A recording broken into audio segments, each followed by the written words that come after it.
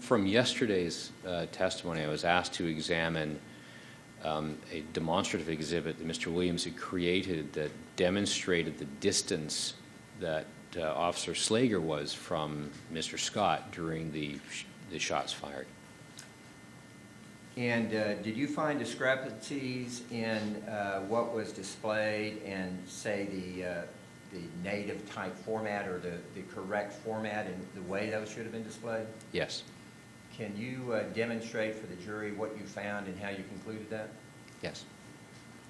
Slide number 2 comes from Mr. Williams' exhibit that is referred to as Chapter 3, entitled Establishing Location of Slager and Scott During Shooting. Slide number 67 is directly from his PowerPoint presentation. It depicts a wide view of the images from the Santana camera as Officer Slager is attempting to pull his gun.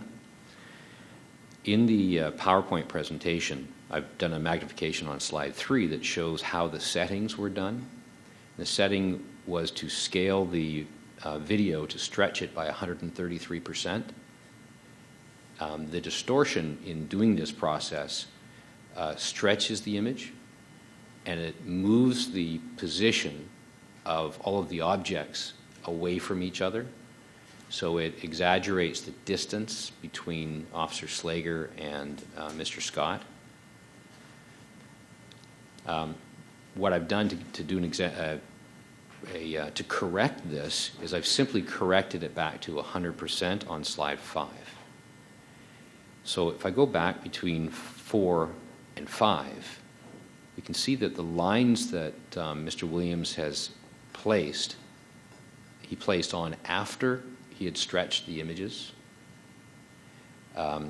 to demonstrate their distance, but the corrected image shows a very different picture.